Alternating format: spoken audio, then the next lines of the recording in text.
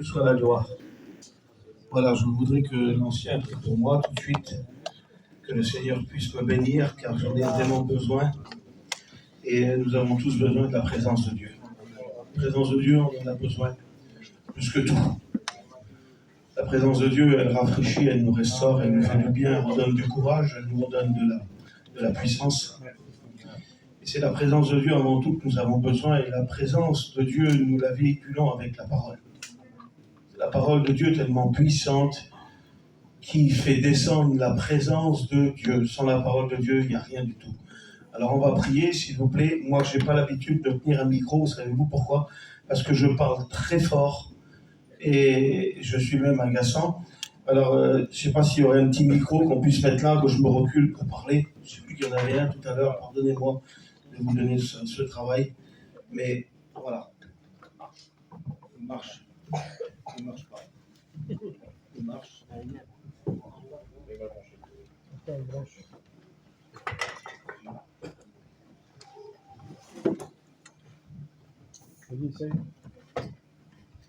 Je crois que je prends le micro, mais c'est pas grave, hein, avec.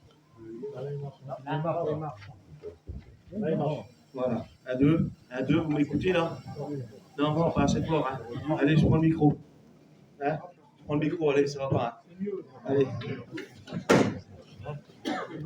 Allez, c'est parti. On prie le Seigneur. Hein? On prie Dieu. Si je parle fort, je vais faire comme ça. Hein? Parce que je suis vraiment agaçant. Mais c'est la façon dont je prêche. Hein? Pardonnez-moi.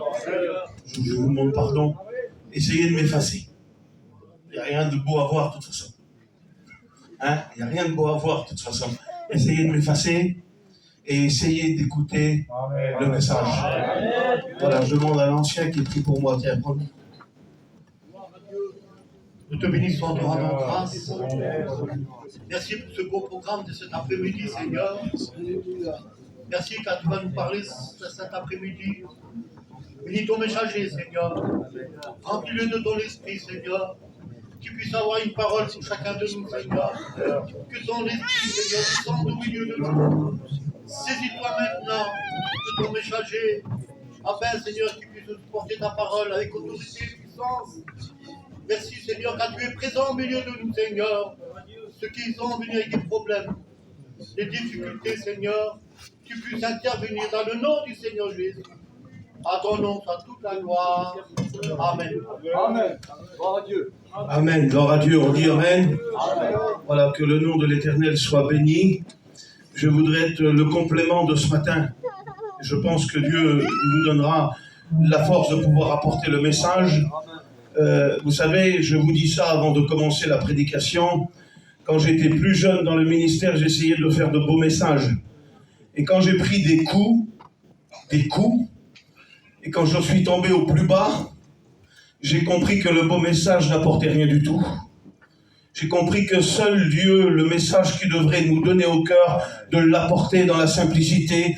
Nous ne cherchons pas à faire de beaux messages. Le message de Jonas n'était pas beau. Personne n'aurait voulu écouter le message de Jonas.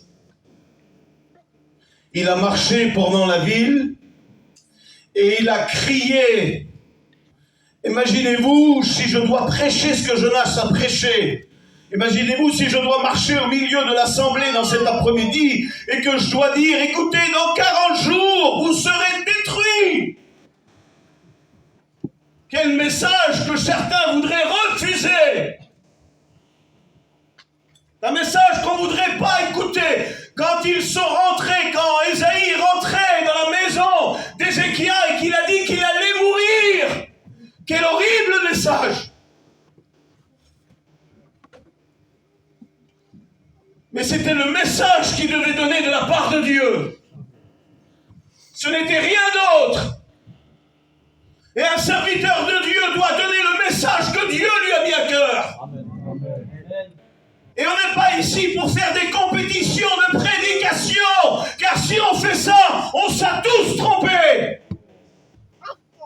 On est ici pour apporter le message et on n'essaye pas de prêcher mieux ou plus spirituel. Non, nous délivrons le message. Alléluia. J'ai été ce matin assis ici et le message était en train de fouiller mon cœur. Hier, j'étais assis là et le message de la croix était en train de me persécuter. Il rentrait dans mon cœur et je pleurais devant l'amour de Dieu. Écoutez, pour ceux qui ont dit que c'était trop long hier, écoutez, revoyez votre vie chrétienne, parce que nous avons écouté hier le message central de la Bible. Amen. Le message de puissance, le message qui délivre et qui guérit. Nous avons besoin de revenir à la croix. Écoutez, nous avons écouté ce matin le temple du Saint-Esprit. Mais au préalable, pour que ce temple soit créé, qu'il existe, il a fallu qu'il souffre à la croix. Vous voyez la collaboration de Jésus, du Saint-Esprit et de Dieu entre le message d'hier et le message de ce matin. Vous voyez comment que Dieu fait. Dieu nous a rappelé hier tout son amour en nous rachetant et en créant par sa chair, il a déchiré le voile, en créant l'Église. Mais écoutez, nous on est assis ici. Beau, vilain, tant pis, pardonnez-moi. Mais il nous a rachetés par amour. Et nous, on n'a rien fait du tout. On n'est pas monté à la croix, on n'a pas souffert. Vous avez écouté le message hier. Le châtiment qui nous donne la paix est tombé sur lui. C'était toi qui devais être ici. Mais par amour, il a pris ta place. Et de son côté est sortie l'Église. Et nous sommes devenus par amour le temple du Saint-Esprit, ce qu'on a écouté ce matin. Écoutez, j'ai un étudiant qui est avec moi et aujourd'hui il est reconnu. Et je l'aime comme un fils. Je vous promets que c'est vrai. Mes enfants de ma maison l'appellent le demi-frère de chez nous. Tellement on l'a aimé. Ma fille, pour le jour de l'an, elle a écrit un petit message et elle a dit « J'écris cette bonne année à mon demi-frère. » Tellement qu'on l'a porté dans notre cœur. C'est pas par flatterie, je le dis ça, parce que j'ai mis mon cœur à l'aider. J'ai mis mon cœur à l'aider à pouvoir qu'il devient ce qu'il devient. Par la grâce de Dieu. Mais je l'ai aidé comme un père. Et Dieu m'en a donné une récompense. Savez-vous pourquoi? Parce qu'aujourd'hui, quand je ne suis pas bien, c'est lui que j'appelle. Quand j'ai besoin de prière, c'est lui que j'appelle. Quand j'ai besoin de faire prier pour mes enfants, c'est lui que j'appelle.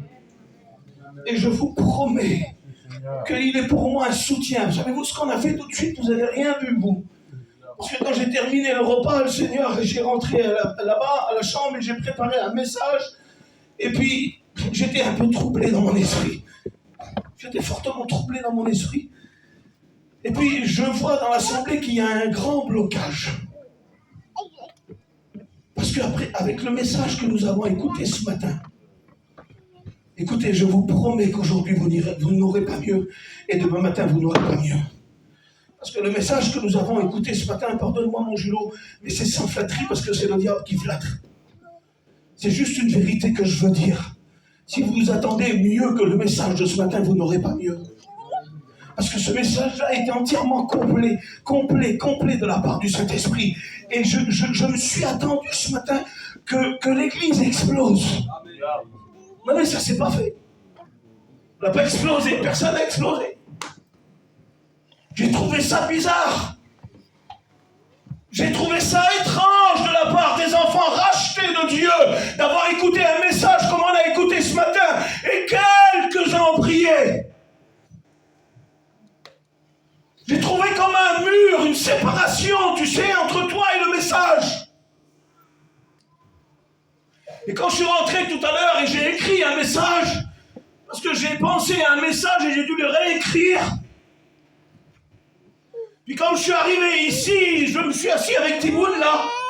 Et puis j'ai dit, Timoun, il y a quelque chose qui se passe, il y a quelque chose qui est bloqué. Tu ressens pas qu'il y a un blocage? Parce qu'avec le message d'hier et le message de ce matin, l'église aurait dû exploser. Et lui, il m'a dit la même chose. Alors, savez-vous ce qu'on a fait tout de suite là? On a réécrit un autre message. Et il m'a donné un coup de main, on l'a fait tous les deux.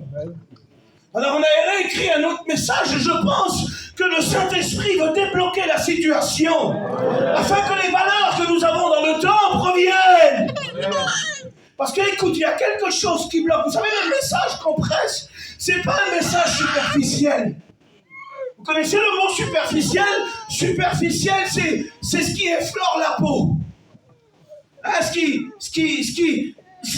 superficiel, c'est ce qui touche à peine la peau, tu sais. Et le message que nous prêchons, nous, c'est pas un message superficiel. On dit une blessure superficielle.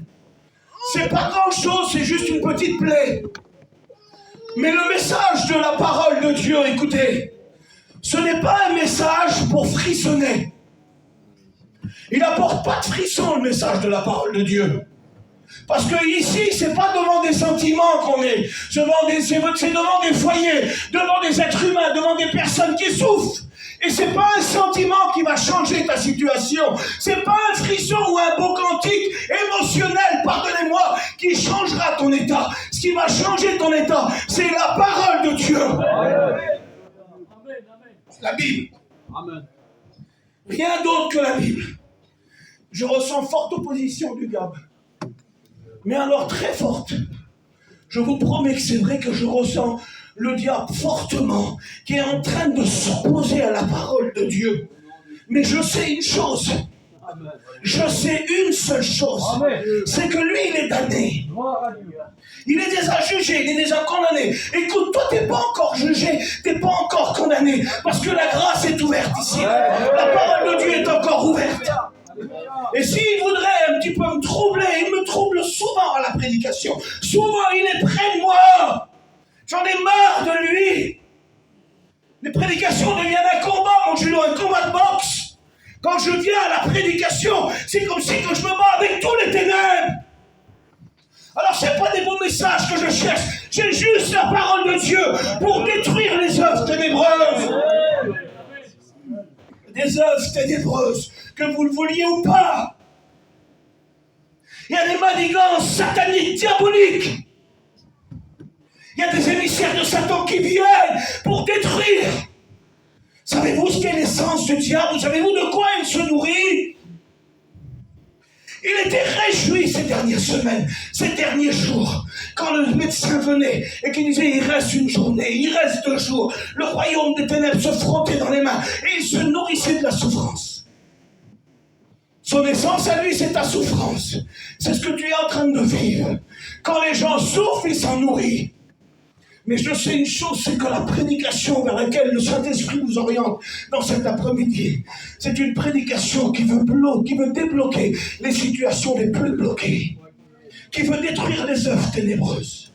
Même si je suis indisposé, que je ressens une opposition au message, je délivrerai le message quand même. Même si je ne suis pas bien, même si ça ne va pas, je délivrerai le message. Parce qu'en délivrant le message, nous jetons la semence, comme il a été dit ce matin. Le message que nous prêchons, ce n'est pas un message superficiel qui vient soigner les petits bobos. Ce n'est pas un message qui vient effleurer la peau. Ce n'est pas un message qui nous fait frissonner. C'est bien plus puissant que ça, la parole de Dieu. C'est bien plus fort que ça. Elle est bien plus grande que ça. Écoute, je te pose une question. Pourquoi tu es venu ici? Pour écouter un cantique? Pour avoir un petit frisson pendant 3 minutes 50? 3 minutes 50, vous avez vu, je trouve ça anormal, moi, anormal. Je trouve pas ça normal, j'en ai marre de ça. Pardonne-moi, mon julo. Pardonnez-moi les anciens, pardonne-moi l'ancien. Mais j'en ai horriblement marre de ça. 3 minutes 50, tout le monde parle en langue. Tout le monde est béni. Et puis quand on arrête les 3 minutes 50 d'un cantique, c'est le calme total. Et puis quand les oracles de Dieu arrivent à la parole de Dieu comme ce matin et hier, on a du mal à avoir un amen. On a du mal à avoir un amen. On a du mal à avoir une prière. Sommes-nous devenus émotionnels? Non.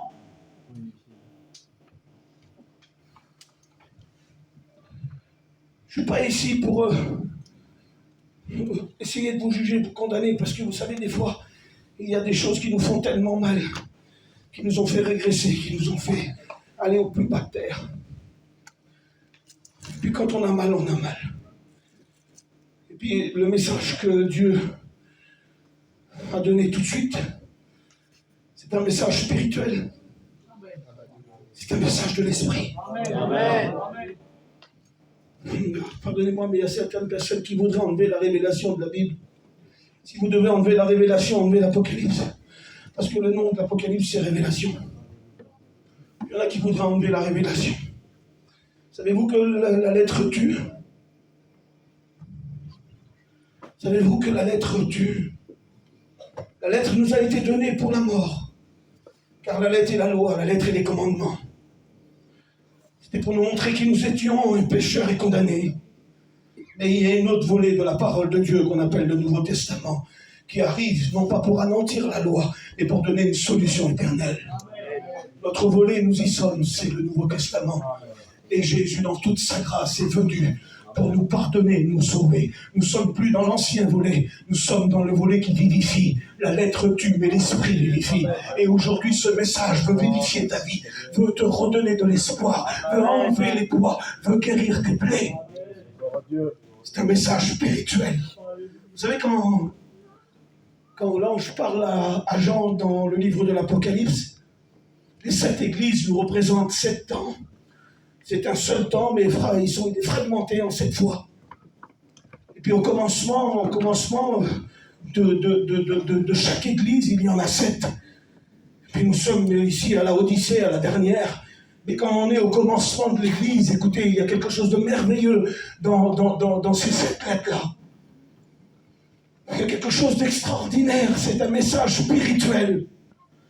Et puis quand il écrit à l'église d'Éphèse, c'est l'église du commencement, il termine sa lettre en disant que celui, regardez comme c'est étrange, que celui qui a des oreilles entend ce que l'Esprit dit aux églises.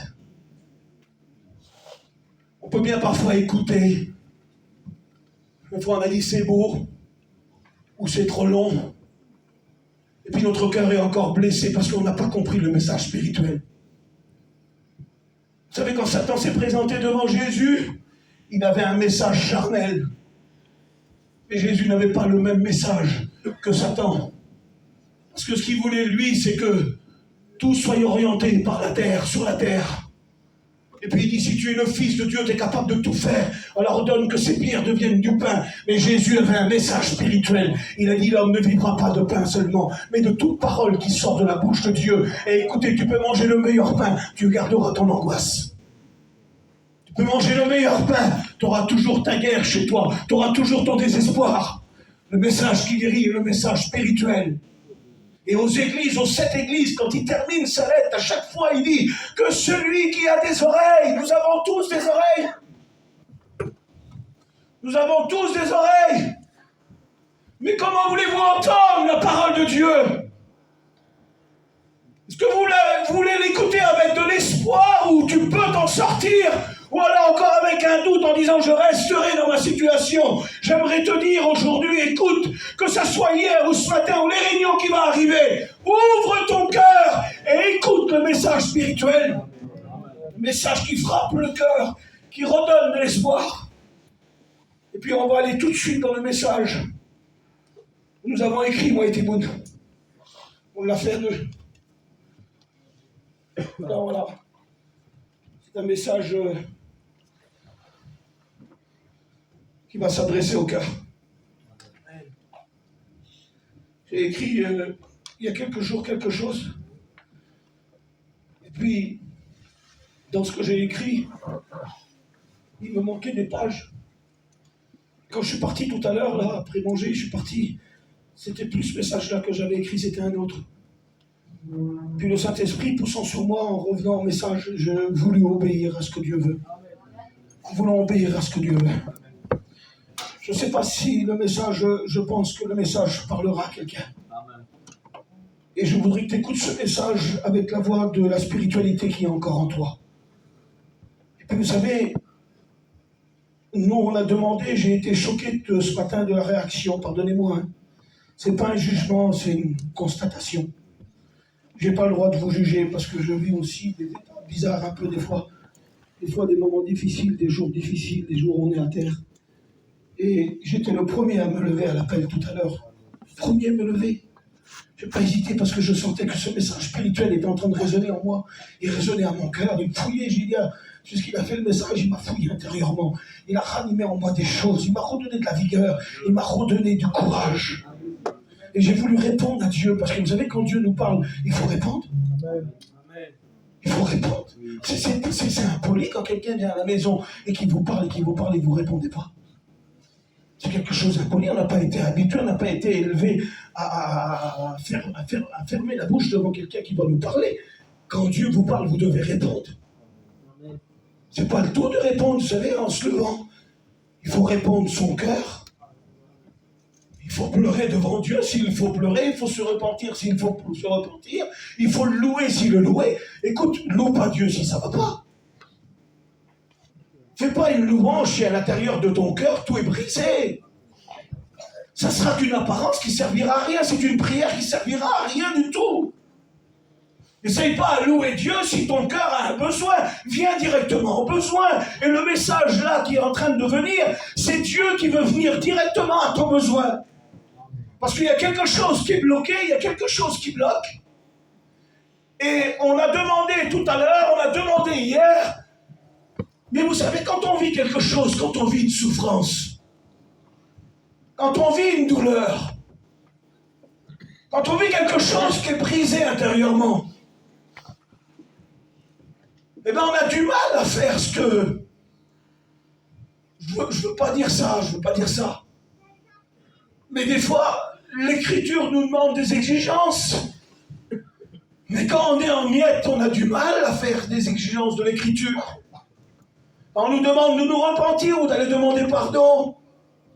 Il était question du pardon tout à l'heure. Écoute, tu ne dois pas aller demander pardon. Si tu n'es pas béni, tu vas faire plus de dégâts qu'autre chose.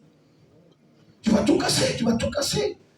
Il faut qu'au préalable que tu sois béni, que tu reçois la parole, que tu reçois dans ton cœur un mot de Dieu, et que tu laisses agir Dieu, et que tu dis oui au mot de Dieu. Je vais dire un verset. C'est le verset qui m'a donné là. Il y a 3 versets. Alors, je ne vais pas prêcher longtemps, mais je dirai ce qu'il y a à dire. Gloire à Dieu. Je vais commencer avec le premier verset. Et puis le premier verset, c'est dans une situation grave de la Bible. C'est une situation, ils se sentent oubliés, ils se sentent rejetés. Ils se sentent loin de Dieu, car ils sont loin de Dieu, à plus de 1500 km, je crois. Puis leur situation est tragique. Leur situation est difficile. Et en plus de ça, ils sont emprisonnés, ils se croient libres, mais ils ne sont pas libres. Ils se croient qu'ils peuvent s'en sortir, mais ils ne s'en sortiront pas. Le diable leur a posé un guet-apens, ils sont là sur un petit îlot, et ils ne peuvent pas s'en sortir. S'ils doivent aller à gauche, il y a l'Euphrate, et puis s'ils doivent aller à droite, il y a le Tigre. Ce sont 2 fleuves qui sont là, ils ont l'impression d'être libres, mais ils ne sont pas libres. L'ennemi nous donne l'impression de chanter un cantique, d'aller à la réunion, mais il y a en nous des plaies qui n'ont jamais été refermées, et ces plaies-là nous emprisonnent dans quelque chose. Les plaies qui sont là, les traces qui sont ici du passé n'ont jamais été guéries. Alors on a l'impression d'être libre, mais en réalité il y a quelque chose qui n'a jamais été guéri. Israël arrive en déportation, et elle est là dans cette petite îlot là. Puis écoutez ce qui va se passer. Venez, on va lire le verset. J'ai dit à Thibault, quand je vais aller à la prédication, je vais laisser le Saint-Esprit agir, et je dirai tout ce qu'il doit me dire. Je vous promets que c'est vrai. Je vous promets. Je pense que le Saint-Esprit va diriger cette prédication, et je voudrais le laisser faire. Le psaume 137. Regardez ce qu'il nous est dit. On va le lire ensemble. Le psaume 137. Écoutez, s'il vous plaît. Sur les bords du fleuve de Babylone, écoutez. Écoutez, c'est peut-être toi qui y es. C'est peut-être toi qui es là-bas. Écoute, je t'en supplie, je voudrais que tu écoutes ce message spirituel. Pas avec tes oreilles charnelles, mais écoute-le avec la voix de ton cœur. Avec ce qu'il y a dans ton cœur, parce que dans ton cœur, nous l'avons écouté, tu es le temple du Saint-Esprit. Il y a encore Dieu, il y a encore Jésus. C'est vrai qu'il y a un coup, qu'il y a une douleur, qu'il y a une déportation, mais Dieu est encore là. Je voudrais que tu écoutes ce message avec les oreilles de ton cœur, parce que c'est un message qui va te ramener, qui va te bénir, qui va effacer les traces du passé. Je le crois que le Saint-Esprit est à l'œuvre pour débloquer les vies. Sur les fleuves, sur le bord des fleuves de Babylone, nous étions assis et nous pleurons. Écoutez, je vous en supplie. Et nous nous souvenons de Sion. Écoutez, s'il vous plaît. Nous nous souvenons de Sion. C'était des choses qui étaient passées, des bénédictions en arrière, des bénédictions qui ne sont plus, des bénédictions qui ne sont plus. Tu es là, tu es venu ici, mais c'est plus les bénédictions d'hier. Tu vis avec des fardeaux, avec des poids, c'est lourd.